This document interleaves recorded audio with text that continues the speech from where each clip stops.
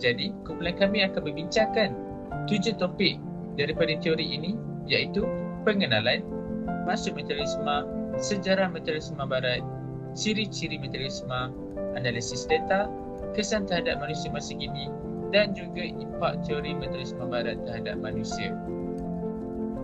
Mengapakah materialisme menjadi lebih biasa di kalangan manusia hari ini dan sejauh manakah pemahaman ini boleh mempengaruhi kehidupan masyarakat hari ini?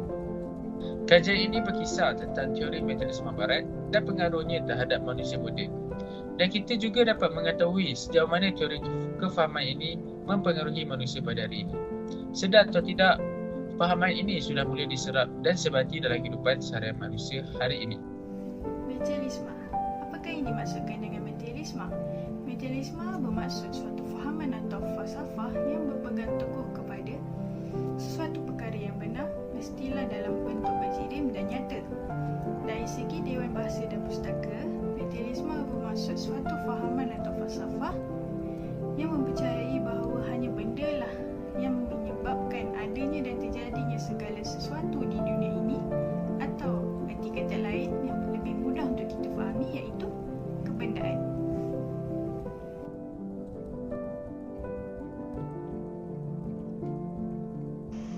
Sejarah materialisme barat. Di sini saya boleh jelaskan bahawa ahli falsafah yang mengembangkan materialisme ialah Democritus of Abdullah.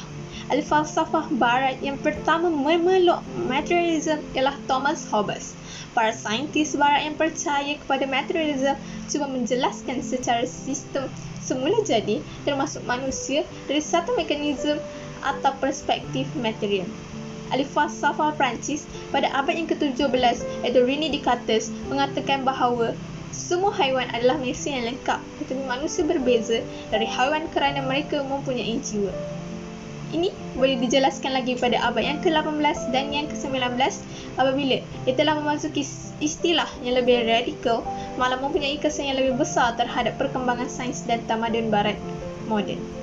Pada pandangan Karl Marx, ia mengatakan bahawa perubahan sejarah disertai dengan konflik antara kelas sosial. Pada pandangan beliau, perhubungan antara asasnya hanyalah perhubungan ekonomi. Walau zaman telah berubah, materialisme masih mempengaruhi manusia pada masa kini. Konsep dan teori materialisme yang dibawa oleh Karl Marx masih digunakan sehingga kini, tetapi telah berubah mengikut penyesuaian budaya. Pertama, mereka percaya bahawa sesuatu kewujudan itu berasal daripada bahan jirim atau atom. Berdasarkan video Ustaz Auni Muhammad, beliau mengatakan saintis dan ahli falsafah memerlukan analisa eksperimen atau pemerhatian untuk mempercayai sesuatu perkara itu. Ciri yang kedua, mereka tidak percaya kepada kewujudan ghaib. Dalam rukun iman, kita hendaklah beriman kepada Allah, malaikat, kitab Allah, Rasul, hari akhirat serta qada dan qadar. Ia merupakan rukun yang wajib umat Islam beriman walaupun perkara-perkara ini tidak nampak pada pandangan mata. Yang ketiga, golongan rasionalis ini menjadikan panca indera sebagai satu-satunya implikasi untuk mencapai sesuatu ilmu. Akal atau jiwa manusia tidak dapat dilihat dengan 5 panca indera yang ada pada manusia. Ciri yang terakhir ialah mereka menggunakan ilmu atau akal sebagai peletakan hukum dalam agama. Seperti yang kita telah maklum, Al-Quran dan Al-Sunnah merupakan panduan yang sesuai untuk setiap zaman, tidak kira zaman dahulu maupun akan datang.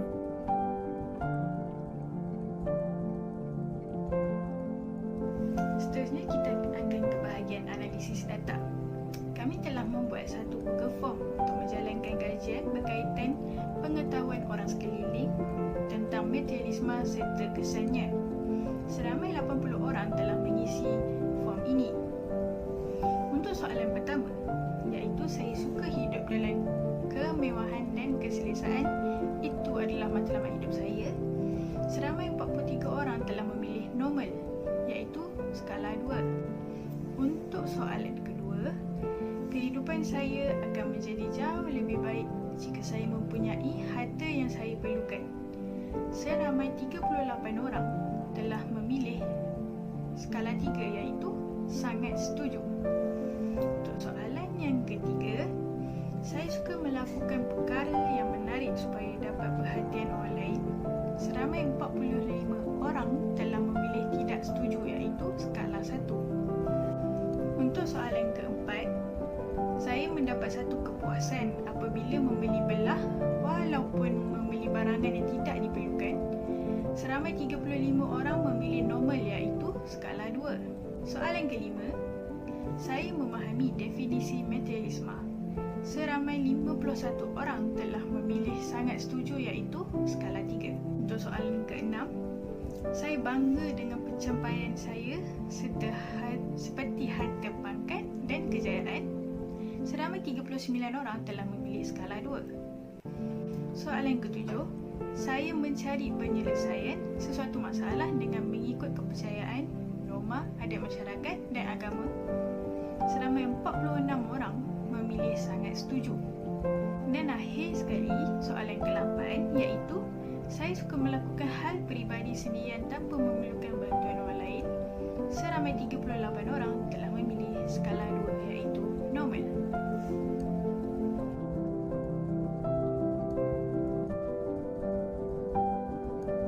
Kesan terhadap manusia masa kini, antaranya ialah kecelaruan dalam mengenal Tuhan. Pada masa kini di mana teknologi semakin maju, masyarakat kini sudah mula terjebak dengan kefahaman materialisme barat yang menyebabkan mereka sudah tidak percaya kepada kewujudan Tuhan. Dengan kekuasaan teknologi pada masa sekarang, ia boleh menyebabkan manusia lalai untuk melakukan aktiviti harian yang wajib dilaksanakan oleh manusia seperti sembahyang, berdoa dan berbuat baik sesama manusia yang dikategorikan di dalam amalan ibadah. Materialisme juga boleh menimbulkan kejahatan di hati manusia. Golongan yang terpengaruh dan berpegang kepada materialisme mengutamakan dunia yang mengajak manusia lain untuk terpengaruh dan berpegang kepada harta adalah keutamaan dunia.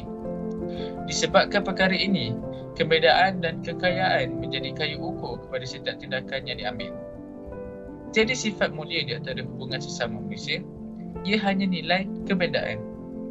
Namun demikian, ia amat sedih pada masa kini, tidak heranlah rumah-rumah kebajikan dipenuhi dengan ibu bapa yang dihantar oleh anak-anak kerana mementingkan duniawi dan faktor kebedaan. Kesan materialisme yang seterusnya adalah wujudnya sifat sombong dalam masyarakat. Disebabkan sifat ini, setengah manusia mula berasa selesa hidup dalam keadaan mewah serta mula menunjukkan harta kekayaan mereka kepada semua orang serta menunjukkannya di media sosial, dan mereka juga mula merasa bangga akan harta dan kekayaan yang mereka miliki. Pada zaman ini, kejayaan seseorang itu lebih banyak diukur dari segi aspek kekayaan dan harta yang seseorang itu miliki. Ini bermaksud semakin kayalah seseorang itu, semakin tinggi sanjungan yang diterima, dan ini boleh menjurus kepada bermulanya sifat angkuh dan sombong di dalam diri mereka.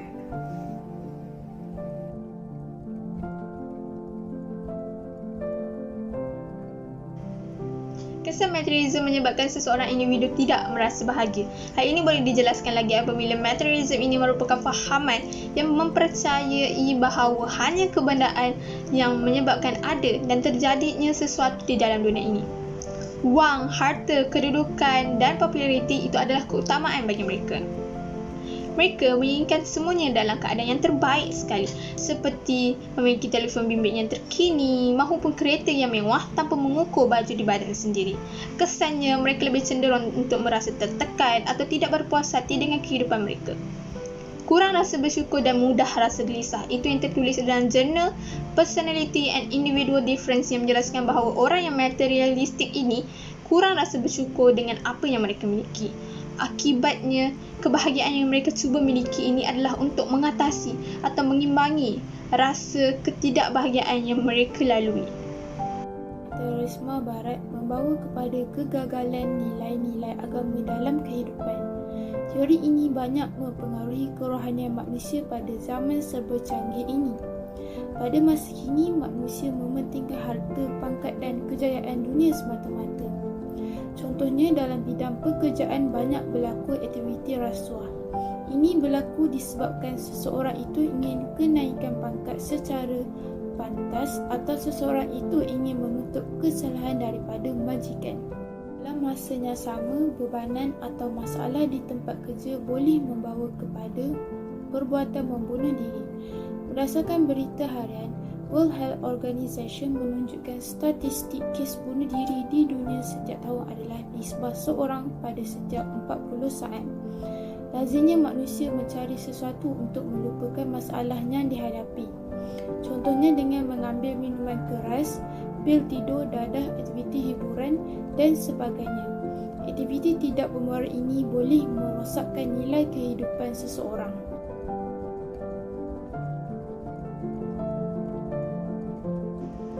Teori materialisme barat memberi impak terhadap manusia, menjadikan manusia saling bersaing antara satu sama lain bagi mengejar kekayaan dan membandingkan kemewahan mereka adalah satu kepuasan diri. Selain daripada itu, menjadikan manusia lebih angkuh, egoistik dan sombong. Sikap ini mementingkan kebendaan, menyebabkan hati mereka kurang menerima dan tidak suka melihat kesusahan orang lain. Selain daripada itu, menjadikan hati manusia bersifat jahat dan tamak. Disebabkan ini, kebendaan dan kekayaan menjadi kayu ukur kepada setiap tindakan yang diambil. Itu sahaja daripada kumpulan kami. Terima kasih.